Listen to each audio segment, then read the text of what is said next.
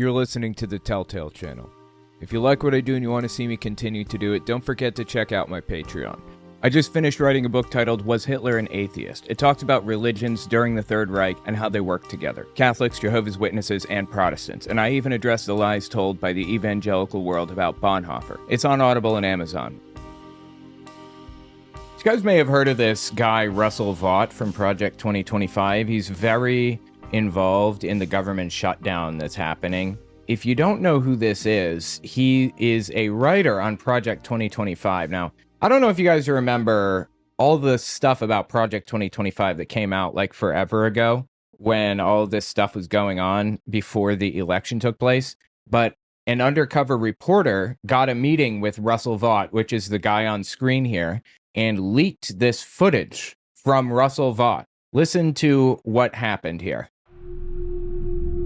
Two undercover reporters posing as donors are about to meet one of the key architects of Project 2025, the radical plan for Trump's second term, in a hotel suite rigged with hidden cameras. Nice to meet you. Would you like coffee or something? I'd love coffee, yeah. Great. Meet Russ Vought.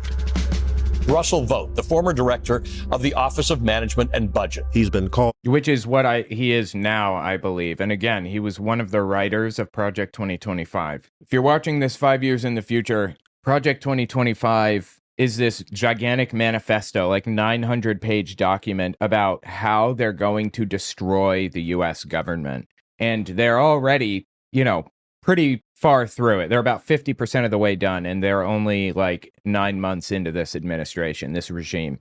This is a Project 2025 tracker, 48% of the way done. Promote fertility awareness-based methods as opposed to contraception for family planning, CDC. Impose Medicaid work requirements, housing and urban development, end property appraisal and valuation equity programs, which are a set of guidelines for producing home appraisals that are free of racial, ethnic, or any other form of bias. Stop federal funding for NPR and PBS. I mean, everything that Trump's been doing lately, this is all from Project 2025. The most dangerous MAGA diehard you've never heard of. I am opposed to the Department of Education because I think it's the Department of Critical Race Theory. The Russ Vought were comrades in arms. Formerly a cabinet member and chief lieutenant in the first Trump admin, I want to thank Russ for doing an incredible job. he now runs a group called Center for Renewing America. An organization that I helped turn into the Death Star that is accomplishing all the debates that you are reading about. I think you have to rehabilitate Christian nationalism, the largest deportation in history, block funding for Planned Parenthood. I want to be the person that crushes the deep state. I mean, they are the deep state, of course. Like, Trump is the deep state. He has created the deep state. What does the deep state even mean? The deep state is an old conspiracy term used to refer to this, this evil underlying entity within the government that operates to keep everything working for the rich, basically. It's a populist term, a populist conspiracy. Deep state is often used to refer to like any political enemies that the Trump administration has or that anybody affiliated with the Trump administration has. There is no deep state. It doesn't exist. But Donald Trump is lining his administration with cronies, with corrupt people who are willing to destroy the function of the government to get richer. That is a quote-unquote deep state forming out. It's there. Oligarchs. They're oligarchs, and they have created a deep state. So when he says this deep state stuff, it's all conspiracy nonsense. Is one of the key authors of the blueprint for a second Trump administration.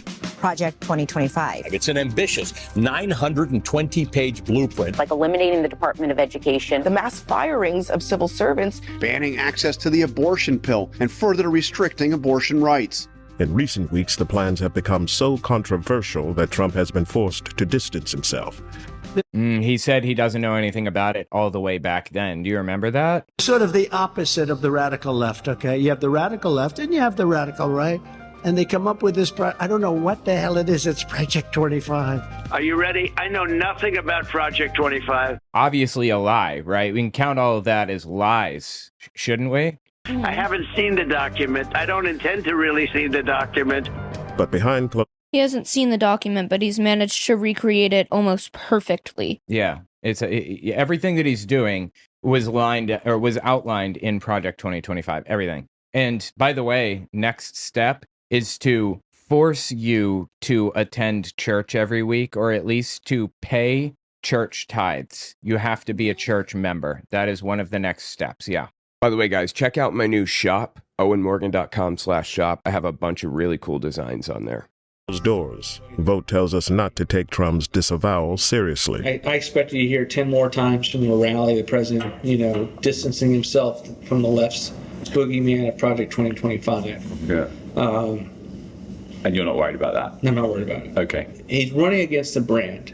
He is not running against any people. Okay. He is not running against any institutions.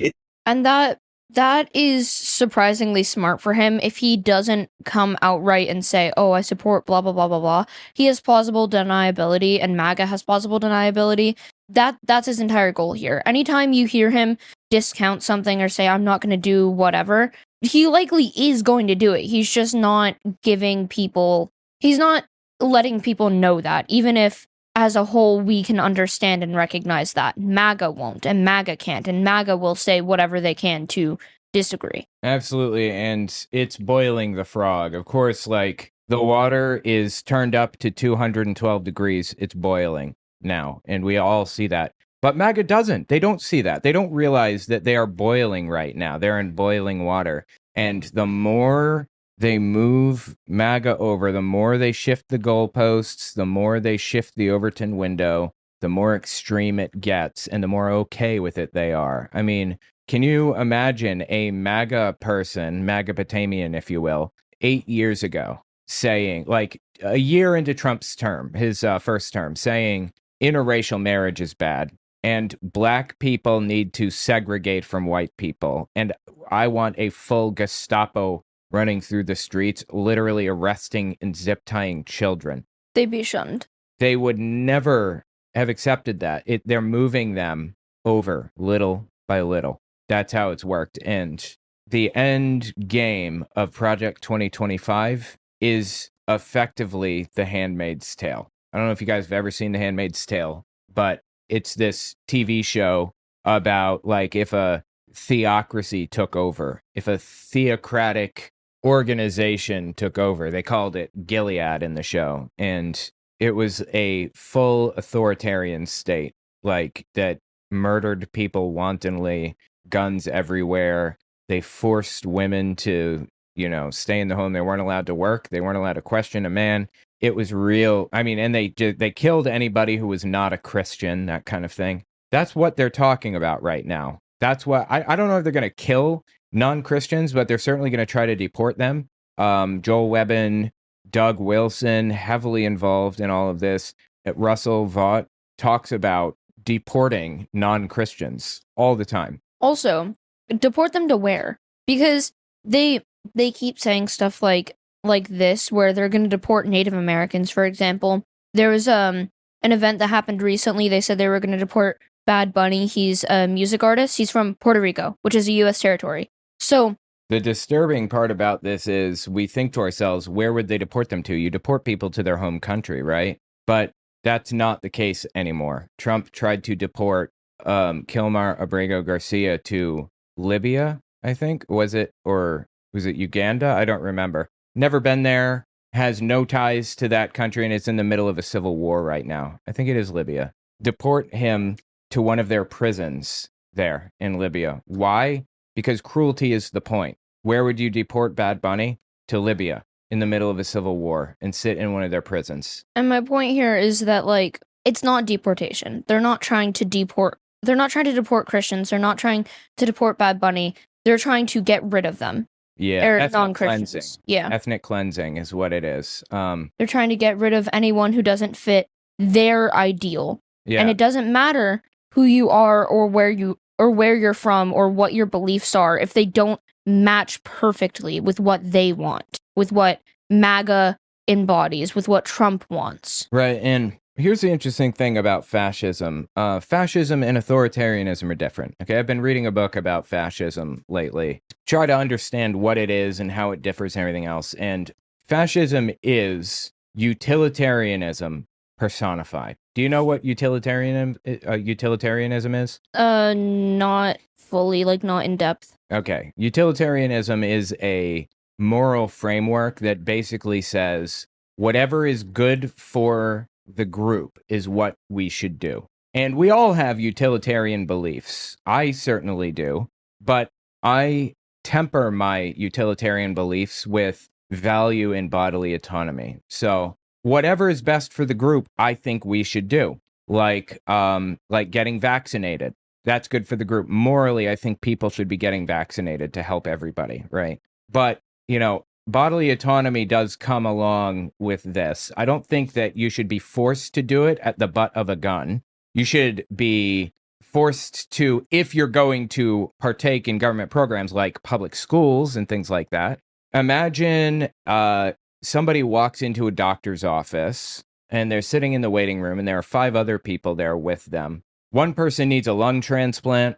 One person needs a liver transplant. One needs a kidney. One needs a pancreas, so on and so forth. And you're completely healthy. So the doctor has a choice. Save one life by, giving you your checkup and these other 5 people die. Or take one life and save 5 other lives by taking your organs, killing you, and giving them to these other people. Utilitarianism says, kill that person and give the organs to the other 5. But bodily autonomy comes into the mix and says that person's right to to control over their own bodies comes above all else. It's a spin on the trolley problem. Are you aware of the trolley problem? Yeah, I know both of these. My debate teacher had us right. think about and debate both of them. If anyone is unfamiliar, you've got one person working on tracks down the line, and you have a second set of tracks with 5 people working on it. You're standing by a switch. You can either pull the lever to save 5 people and kill the one, or do nothing, and 5 people die and 1 person survives. Morally, everybody says you should pull the lever to save 5 and kill the 1. But there are further studies on this. One study was, imagine you're standing on a bridge over the tracks, and there's a very fat man. Don't ask me why this is the test. It just is. It's a very fat man, and if you push the fat man off of the bridge, he'll be heavy enough to stop the train and save 5 people. Most people won't do it then because it takes physical contact. You're physically killing a person to save another. That's bodily autonomy thing. It's complicated. The point is that morality is complicated, but fascism is utilitarianism. Conform or else. We don't believe that being gay is good for society, so you can't be gay. We don't believe that being non-religious is okay for society, so you can't be non-religious. You must be Christian. And it differs from authoritarianism in that it needs to spread. Authoritarianism has existed since forever, but fascism has only existed for like 100 years. Not very long in the grand scheme of things. It is a reaction to democracy, a counter protest to democracy. Fascism is. The point is that MAGA pretends to want to, fit in, to want to have civil liberties, to have their rights, or they care about free speech. No, they don't. No, they don't. They never did. They never cared about free speech. They never cared about due process or any of that. They cared about you conforming the whole time. That's what it was always about. If MAGA cared about free speech and free rights and bodily autonomy, they wouldn't care when you get an abortion or dye your hair or have a crush on another girl or another man. They wouldn't care what your pronouns are or what your gender is, but they do. They care about every single little detail about people that aren't involved with them at all. They care about things that don't affect them because they don't care about free speech or bodily autonomy. Also, like I was saying, fascism is conform or else, and uniquely, unlike authoritarianism, it must spread. It's like fascism requires a cult of personality to exist. And everybody must agree with that cult of personality. And if they don't, then there's a problem. And inevitably, fascism always leads to genocide. That is the end result, unless it's stopped, which it is. It's stopped all the time. And I believe it's going to be stopped in this case. But that is the end of the road for a fascist regime, for a fascist situation, for a fascist group out there. The end result is genocide. Right now, we're seeing the ethnic cleansing of the United States. Maybe not quite the ethnic cleansing, because they're not deporting based on ethnicity exactly, but they're damn close. Anyway, the point is that we're there. We're in it. We are in a fascist regime. So let's continue with Russell Vought now that we have an idea of who he is and what he believes. I'm not sure this fascist regime could be sustainable after Trump dies, just for the record. No. I think once he's gone, that's it. I don't think MAGA doesn't really have a united leader outside of Trump, and there's absolutely no way for all of them to agree on one. And without that agreement, that's it. That's the collapse of MAGA and the far right kind of like party. I don't know what else to call it. Absolutely. Yes. So I think once he's gone, it'll be a lot safer. It'll be very different, for sure. It's really over for MAGA already, and they just don't realize it yet. Looking at every election that's taken place since Donald Trump won the election and has been, pushing through all of these horrible things, every single time Democrats flip districts, previously voted 10% in Trump's favor, are now voting 15% in the Democrats' favor, that kind of thing. 25% split. Massive wave of votes pushing against the right. So I don't think we're going to have to deal with this again, honestly. If that gives you some kind of consolation. But let's continue with Russell Vought here. It's interesting. He's in fact not even opposing himself to a particular policy. Yeah. He's been at our organization. He's raised money for our organization. He's blessed it from I remember walking into our last day in office and told him what I was going to do. So he's very supportive of what we do. Our investigation into Project 2025 began 2 weeks before the meeting with Vought at a conference for religious nationalists in D.C. The truth is, Christian nationalism is not a threat to American democracy. Christian nationalism founded American democracy. That's just delusion. That's not true. It's a flat-out, bald-faced lie. Okay, I'm in an AP US history class. You literally in any history class about the American, about the founding fathers, they're not Christian. They were never Christian. And why would Christian nationalism be what started the democracy of America? Where did they get that information? They got it.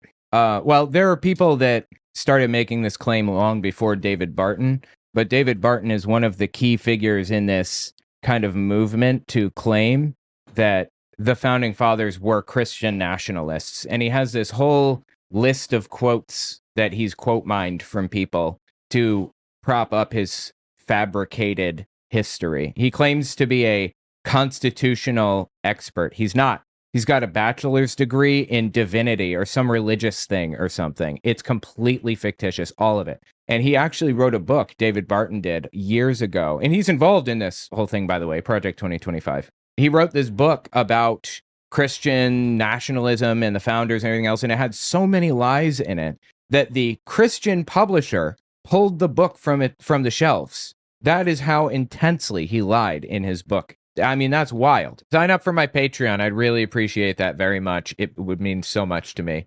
This is like a really precarious moment in history, in U.S. history, and for me personally, so it would mean a lot if you sign up for my Patreon. Check out cultarchive.org. I did a cult test, basically, where you can see if you're in a cult, and you can look at the historical tests of other groups that already went through this. Also, check out my merch. I have a whole bunch of really cool shirts and stuff. Really interesting. I would really appreciate that. Journalists from the Center for Climate Reporting have come posing as potential donors, looking to meet those involved in Project 2025. They're not hard to find. The Heritage Foundation, the group running the project, are here. So is Vought's think tank. We make the acquaintance of Mika Meadowcroft, an author on Project 2025 and a close aide to Vought. He tells us that Vogt is running the secretive second phase of Project 2025. And the second phase, after the book came out, was to break down like actual sort of policy packets and like executive orders and agenda items and things like that. And that's been supervised largely. The first phase of Project 2025 was a 922-page policy book published openly. The second phase is a comprehensive, concrete transition plan for each federal agency. These much more detailed plans are confidential. Yeah. Because obviously you want as little of it to be FOIA-able, if you're familiar with the FOIA process, as possible. Freedom of Information Act, yeah. So the he'll probably explain, but the Freedom of Information Act makes it so that journalists can obtain the conversations had in a government office, like in an official capacity. And they're describing how to avoid accountability to the law.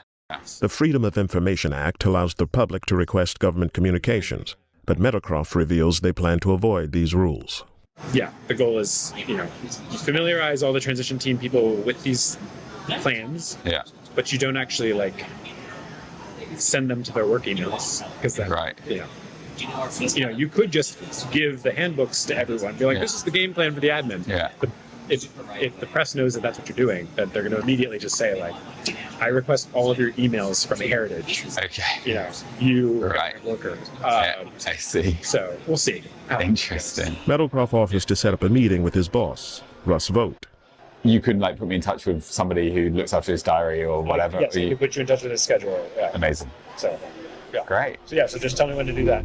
Dude, I have to wonder how they got into this situation with the project. Are they pretending to be the UK branch or something of Project 2025? Like they want to implement it in UK or something? I don't know. I don't know how they could have possibly fallen for this. We want to meet the man writing the game plan for Trump's second administration. Vogt believes that in his first term, Trump's agenda was frustrated by what he calls the deep state. So Vogt is planning a radical centralization of government power under the president. And that's what we're seeing. This, by the way, this video, I'm not actually sure when it's from, but I remember when it came out, 2023, maybe? Really? Yeah. I don't remember how long Project 2025 plans have been out. A long time since, really, I mean, they released Project 2025 publicly. Let me see. Let me find out. So I remember I didn't know anything about it in 2023. And then sometime in April 2023. Yeah, early to mid 2024 is when I started hearing more about it and learning more about it. And then when all the election things were coming up, it was everywhere. Yeah. Even politicians were referencing it. Kamala Harris called him out on implementing it. Yeah, I mean, I follow this subreddit called, I just labeled it insane in my tabs. It's called Doomer Circle Jerk. And it's basically a pro-Trump extremist subreddit that's just completely lost the plot. And they make fun of Project 2025 all the time. Oh, what happened to Project 2025? Oh, they talked about it for a week and now they don't say anything about it because it was never real. It's it's happening. Yes, it was. It's happening. What are you talking about? These people are just living a delusion. Firing civil servants and ending the independence of agencies like the FBI and DOJ. 80% of my time is working on the plans of what's necessary to take control of these bureaucracies. And we are working doggedly on that. Doggedly, what a word to use in this. Okay. Whether it's destroying their agency's notion of independence, they're independent from the president. Vogt has also been preparing documents based on fringe legal theories, arguing the president has the power to use the military against protesters. Does that sound familiar? He does not have the right to use the military against protesters, and he's doing it anyway. It's all from Project 2025. They're 48% of the way done, and the next step is compulsory church attendance. So buckle up. Is that really the next section? Yep. They're going in chronological order, No, right? They're not going in chronological order. They're doing the things that they want to do. And the easiest things. Yeah, and the easiest dominoes to fall. And church attendance is coming up. It is next on the list. It's one of the next few things that they plan to do, yes. I don't know, I just really want to see them make attempts to implement that. They wouldn't force you to attend church. I'll tell you what they'd probably do is they would force you to pay a church tithe and to some church, any church. And then they would pick and choose which churches they considered to be legitimate. Oh, I was about to say we could just create our own with a tithe of $0. No, tithe is 10%. So they would pick which church, or they'd pick which churches were legitimate, and then they would pressure churches to give them lists of people who were not attending regularly, that kind of thing. Yeah, it's on the list. They did this exact thing in Germany. Everybody was on church rolls. The government, there was no separation of church and state in Germany at all at the time. Do you have to pay to go to church? I mean, tithing is 10%. You don't have to pay every time you go, and it's voluntary right now. But most people do pay 10%. Yeah. Did we pay? Not we. We have never paid. But like Maman D. Yes. Mormonism is compulsory. You must pay 10% to be a member of your earnings. So like the books that we've read by Mormon authors, Brandon Sanderson, for example, 10% of the money that we paid him for that book went to the Mormon church. Who wrote Deathstalker? He's not Mormon. Okay. Simon R. Green, yeah. Anyway, so that's why I don't pay for books all the time. Most of the time. You should pay for books. I'm just saying sometimes, morally, nice save there. I always pay for books. Yeah, always, nice every save. time. I'm just saying. So, okay, so our families are paying to go to church. We're paying to go to church when they were alive. You didn't know? No, and those are such small churches, and we made food for them every week. I feel like that was part of the tithe. Especially if you're like making the way our church worked is we had like 2 or like 3 very distinct families in the churches, ours included, and we would switch off making food every week, and we made a ton of food for the entire like church. 50 people. Yeah. If you're making, like it took us literally all day. It started like, I don't know, 9 a.m. after the kids were already at school. And then when the kids got home, we helped them. We got everyone ready and we helped them finish up the food and pack the cars and everything. If you're making food for your church for like 50 people, you shouldn't be paying any money to attend. You shouldn't be paying any it's tithe. not compulsory in most cases. Like they're just being nice because they support the church. And church does offer a lot. It offers community and things, but we did have a community, that's true. Anyways. All right, let's continue. George Floyd obviously was not about race. It was about destabilizing the Trump administration. Right. These people live in a delusion where they're always the victims. By the way, again, another tenet of fascism. Your enemy has to be simultaneously too weak to govern effectively and too strong to overcome. And you are a perpetual victim of that enemy. We put out, for instance, a 50-page paper designed for lawyers to know that the president has, the ability both along the border and elsewhere to maintain law and order with the military, and that's something that it's going to be important for him to remember and his lawyers to affirm. But we've given them the case for that. With loyalists installed in key government agencies and armed with his playbook, Vogt believes a radical Christian nationalist agenda can be realized under a second Trump presidency. That's what Project 2025 is all about, is a Christian nationalist state. For example, on abortion. So I think the president's actually come up with a strategy that works so long as you are giving people like me in the government the ability to block funding for Planned Parenthood, block funding for fetal tissue research. But what I've told people is he had the most pro-life record ever. I don't know if that's true. I mean, George W. Bush is pretty anti-choice. I've never seen him to stand in the way of a pro-life initiative that actually was real, politically and with momentum. And for Vogt, Trump's pick for vice.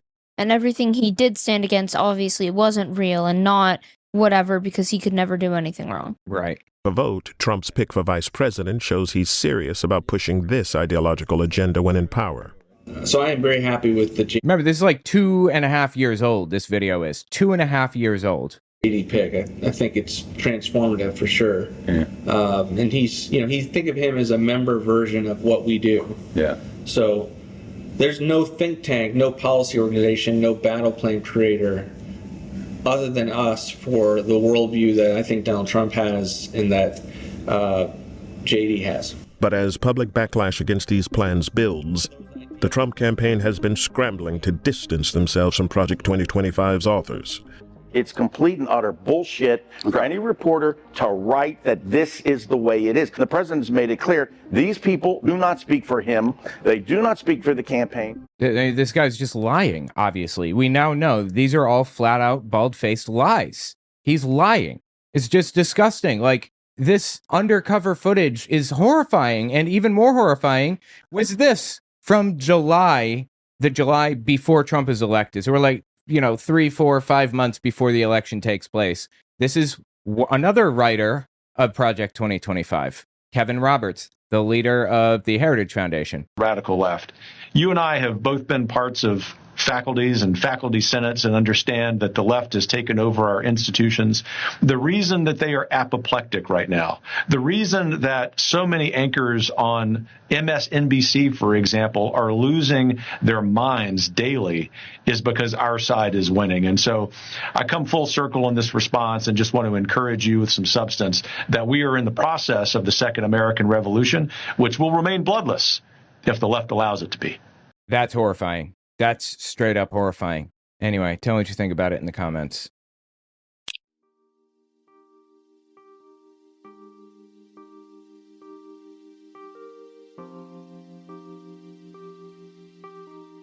We'll be right back.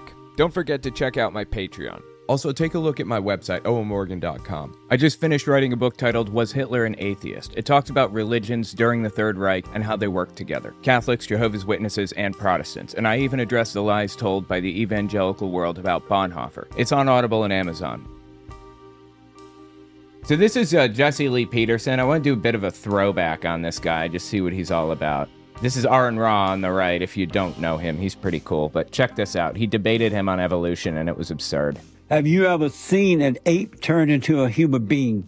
Have I ever seen a dog turn into a dachshund? No. Have you ever seen an ape turn into a human being? Have I ever seen a car turn into a Corvette? Can you hear me? Yeah. Have I ever seen a shark turn into a fish? I didn't ask about any of those things. I asked, when have you ever seen an ape turn into a human being? I'm trying to illustrate the fallacy of your question. How's that fallacy? You wrote that we're all ape. You must have. And we are. And that book. Have at some point all these hundreds of thousands of years. At some point, you would have seen if an ape turned into a human being. Sorry, this is my least favorite thing about evolution, like deniers. They don't understand that evolution doesn't mean like this monkey woke up one day and looked down and went, wow, I'm a person now. Like, that's just not how it works. It happened over millions and millions and millions of years. In the same way, like, handwriting evolves. For example, if I am writing, I don't know, if I'm doing like a curve, like an L, over and over and over again, eventually the L is going to look different at the end after I do it like 1,000 times. It's just, you don't automatically see a change. It's not they wake up one day and are completely different. That's not how things work. Right. But, this guy is an airhead. I don't know a better way to describe him. Someone asked for his opinion on Neanderthals, yeah. Have you ever seen an ape turn into a human being? Once again, humans are apes in the same way that a duck is a bird. So if you ask me if I've ever seen a bird turn into a duck, that's kind of a stupid question. Because I didn't ask that. I didn't ask that. I asked you, ask. I don't understand. It's like he's trying to create a meme live or something. He's just purposefully missing the point here. Yeah, it's intentional. And it's like, is he really that, like, not stupid, but just like unknowledgeable and incapable of absorbing knowledge? Have you ever seen an ape turn into a human being? That is a nonsense question. Why? Because it's like asking for a place halfway between Los Angeles and California. No, it's not. I didn't ask about that. Yeah, I know. Well, you don't know what you asked. I do know. You wrote this book called We Are All Apes. Aron Ra actually knows a lot about this subject. Do you know him? Yeah, I do. I don't know if you've met him before. I don't think I've maybe like once. I don't remember ever meeting him. But I know him. I know his content. and who he is. Yeah, he's pretty interesting, and he's very, very knowledgeable about like evolution and biology and stuff like that. I think he went back to school to get a degree in this or something. I don't remember, but anyway. I do wonder sometimes if people like him specifically, what's the dude's name? Jesse Lee Peterson. Yeah, Jesse Lee Peterson. I wonder if people who, and this is not meant to be like degrading or anything. I just wonder if they have some sort of neurological condition where they literally cannot comprehend stuff like this, because it's not sounding like he's just not getting it to not get it entirely. It's sounding like he's just stupid. Yeah, 100%. By the way, guys, check out my new shop, owenmorgan.com/shop. I have a bunch of really cool designs on there. And here's another video from Jesse Lee Peterson, since we're going through the whole throwback. I used to think that when they used that word, white supremacy, it was a negative word. But now I realize what they're thinking is that, and it's true, by the way, that white men are smarter than them, superior to them. And instead of learning, oh, hey, how did you become so superior? They want to destroy it so that they won't be reminded how dumb they are. And so they're dumbing everybody and everything down rather than coming up to the level of white supremacy. That's who this guy is. Vile. Disgusting. Also, I just want to tell you, like, he said, which is true, by the way, that saying that white people are inherently smarter is like saying that every time I go outside and get a tan, I become dumber. Like, it's literally just melanin levels in your skin. It makes no difference neurologically. It boils down to this. There are disparities between the black community and the white community in America. That is the result of one of two things. Either a societal, social problem that can be fixed, right, through reparations or through community building or whatever, or it's genetic. And if you think that it's social, let's fix it. If you think it's genetic, you're a Nazi. That's a Nazi belief. Simple as that. I tremble at the notion that black people are taking over our country. I tremble. Dude is a full Trump supporter, 3-time Trump voter. Because I may not know my flower, but I know black people. And most black people, not all, but most cannot run anything. Black males, black men, and black women. So does he think it's genetic then? Was he upset over, okay, a few things. Was he upset over Obama being president? He thinks that was our worst presidency ever? One of them, yeah. I mean, it has to be the worst. Yeah, he's one of those people. And also, he is black. Uh-huh. He comprehends that, right? Yeah, and he thinks he isn't fit to run, or he said most aren't. Maybe, what is he? I don't understand what he believes here. He is a black white supremacist and just an evil human being, honestly. They're emotional. They're unconscious. They have no love. They have no talent, no sense of leadership at all. Why do you think they've been fighting all these years for reparations and affirmative actions and all that crap? Because they too know that they can't earn it.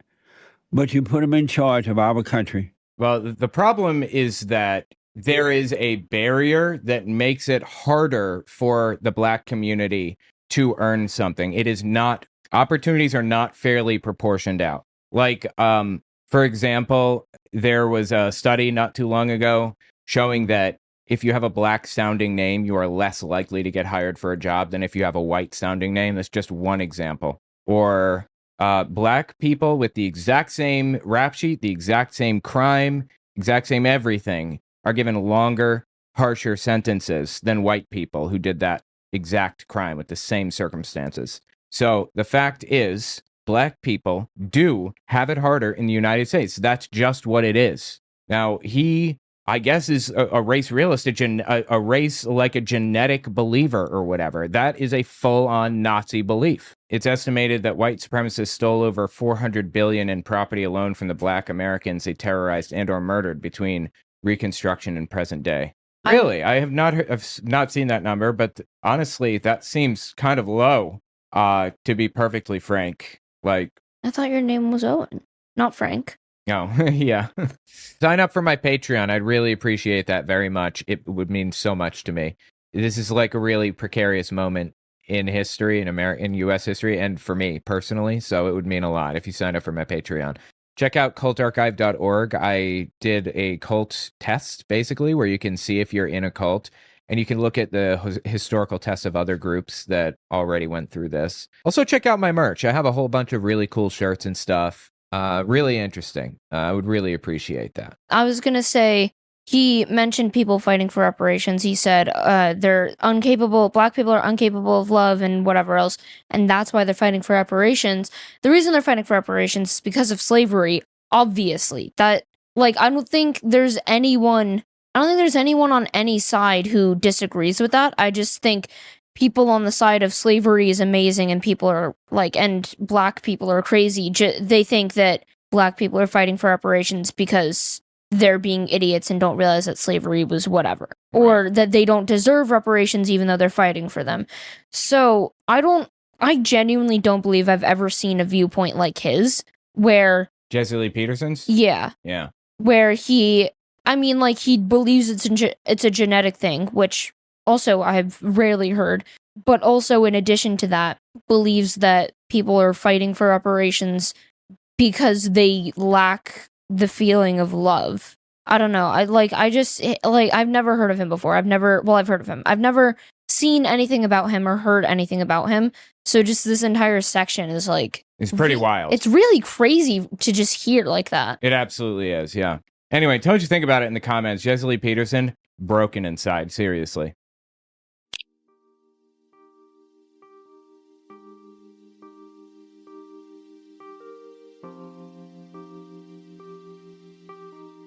We'll be right back. Don't forget to check out my Patreon. Also, take a look at my website, owenmorgan.com. I just finished writing a book titled Was Hitler an Atheist? It talks about religions during the Third Reich and how they work together. Catholics, Jehovah's Witnesses, and Protestants. And I even address the lies told by the evangelical world about Bonhoeffer. It's on Audible and Amazon. So I came across this article on whether evangelicals would recognize the Antichrist. Okay, it's not making any claims about anything. Let's just read through it. Who is the Antichrist? I hear you asking. Let's find out. Could American evangelicals spot the Antichrist? Here are the biblical predictions. The Antichrist will be the leader of a nation that is a military superpower with the ability to trample and crush the entire earth. I wonder who that could be talking about. The Antichrist will be a man who's exceptionally arrogant and will be known for giving boastful speeches. Daniel 7:8, Revelation 13:5. I could hear his boastful speech. So as you keep your eyes peeled on for the Antichrist, be sure to keep in mind that it won't be a quiet leader who's deceitfully humble and flies under the radar. The Bible says it'll be someone who loves to give speeches where he boasts about himself. The Antichrist will be someone known for making a lot of public threats against people. As we begin to assemble the biblical prophecies, Christians on guard should be looking for a king-like figure who loves to boast about himself, but who also loves to go around roaring like a lion, quote-unquote, things like threats to his enemies and constant verbal flexing of muscle. The Antichrist will be someone obsessed with winning, Revelation 6:2, and he was bent on conquering. In addition to your king-like figure, who likes to run his mouth, the Bible tells us to be on the lookout for someone obsessed with winning. Of course, most people like to win, but this figure will be different. He'll be so obsessed with it that he'll probably talk about it all the time. He might even fantasize about winning so much that one gets tired of winning. In all seriousness, they probably saw people like this back then, 1,500, 2,000 years ago, who were colossal scumbags. And when the Bible says Antichrist, it's not talking about a single individual. It's talking about people who are anti-God, really. People who are opposed to the things that Jesus stood for. Antichrist was plural, not singular. And if you notice that these citations are from the book of Revelation and the book of Daniel. Those books are called apocalyptic literature. It was a style of writing, a genre, like fantasy or sci-fi. And it's extra biblical as well. It's not just a biblical style. So apocalyptic genre writing used to follow a familiar path. They would have some absolutely wild thing happen to someone, one of God's people, that the person couldn't make out or understand, made no sense at all. goats running at the ocean and a bear coming out and eating fish or some other nonsense that didn't mean anything. They'd have this big, complicated vision, and then a messenger would come along and explain what the person had just seen, and it would explain previous events that had already taken place and how they added into a broader picture of God's people winning, successfully taking back control of their land or getting rich again or whatever other thing. It was just a genre of writing that existed at the time, nothing more, nothing less.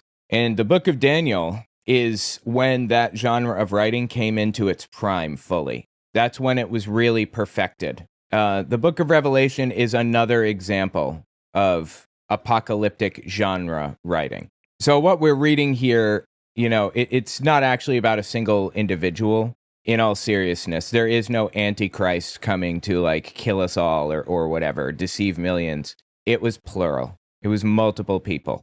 It was just describing scumbags who are opposed to Jesus, which, is good enough for me, to be perfectly honest. You should want to live in line with Jesus' expectations, right? If you're a Christian. The Antichrist will come from among 7 tall hills that each act as a head. And I saw a beast coming out of the sea with 10 horns and 7 heads, which stood for 7 hills. Revelation 13:1 and chapter 17. This one is another example of apocalyptic genre writing. This section you see here where it says 7 hills, that's the dead giveaway. They were talking about Rome. That's what they called it, the city on 7 hills. They weren't using apocalyptic language here, really. They were using veiled language. So anyway, this is, this one is kind of nonsensical. This wasn't really part of it, and it's also not it's not supposed to represent the Antichrist exactly. Anyway, the author of this article argues that Trump Tower has 7 buildings. There are 7 Trump Towers with Trump's name across it. And he points out that in John's vision, he said that the 7 heads had horns on them. Some had just 1, some had 2, kind of like those antennas on top, those spires. And John's vision also said 7 heads all had someone's name written across them. That's pretty on point, but this is definitely just coincidence, these parts at the very least. Like I said, the other parts were describing things that would be antithetical to what Jesus would stand for, but this one is actually just coincidence. The Antichrist will be a political outsider with despicable character and a contemptuous personality who wins an election that no one expects him to win. When looking to identify the Antichrist, the Bible starts to help us with some really specific prophecies. Based on what the Bible predicts, a most likely scenario for the arrival of the Antichrist would be a candidate for president who came from the private sector, or not of royal background, being found with despicable morality, along with contemptuous personality, who campaigned on flattery and lies, but somehow went on to win an election no one expected him to win, leaving the country stunned. I gotta ask, how did right-wing extremist nutcases fall for the idea that it was Obama? They unironically believed that the Antichrist was Obama. Seriously. How did they buy that? That is wild. People fall for anything. Just a reminder, I would really appreciate it if you guys checked out my Patreon. If you're not going to donate, you don't have to, but follow me there at the very least. owenmorgan.com/Patreon. Just in case something happens with the government or whatever. It would be really good if you had some way to connect with me and my content. I'm really concerned about that, and maybe you should consider that for other creators too. The Antichrist comes to power through collusion with a secret alliance who uses disinformation to help him win, even though he has a minority number of supporters. After an alliance is made with him, he will practice deception and he will go up and gain power with a small force of people. Daniel 11:23. The Antichrist rise to power will seem like a miracle that God performed, tricking people into following Satan instead of God without even noticing. This is 2 Thessalonians 2:9. The arise and power of the lawless one will be in accordance with how Satan works. He will use all sorts of displays of power through signs and wonders that serve the lie. I could argue that, Donald Trump allied himself with like all those right-wing extremist nutcases, you know? He allied himself with those what do you call it? Like those televangelists, and they became part of his faith advisory board, and now he claims that they heal people and that they can do all kinds of insane shit, you know? Like they work signs and wonders in his mind and in the minds of the followers. I don't know. It's kind of weird, right? As president, the Antichrist will immediately find ways to make himself and his friends richer, and he will do it in a way no president has ever done it before. I mean, do I even need to expound upon that? Once in power, the Antichrist will reveal that his heart wants to make alterations to his appointed times that are in current laws. The Antichrist will make fake news popular and will be a chronic liar. His followers will believe his delusions because they hate the truth. Jesus, like, it really is. You know why? It's because Donald Trump is completely antithetical to Jesus. Like, he does not stand for what Jesus stood for in any way, shape, or form. And it's not because of some prophecy. It's because he's a fucking scumbag, plain and simple. The Bible says it will be able to spot the Antichrist because he will give an arrogant public speech in the middle of his first term where he boasts of great things, but also uses God's name as a curse in the same speech. And there was given to him a mouth speaking of great things and blasphemous words, and he opened his mouth saying terrible things and blasphemed the name of God. Wow. Anyway, the point is that if there were an Antichrist, it would be Trump. Trump would be the Antichrist. Again, I don't believe in any of this at all. Not even a little bit. I don't believe in the Christian religion generally, but I also don't believe the Antichrist is being portrayed correctly here. It was plural, multiple Antichrists. But I gotta tell you, man, like, if I did believe in the Antichrist, Trump would definitely fit the bill. He would absolutely fit the bill. Tell me what you think in the comments.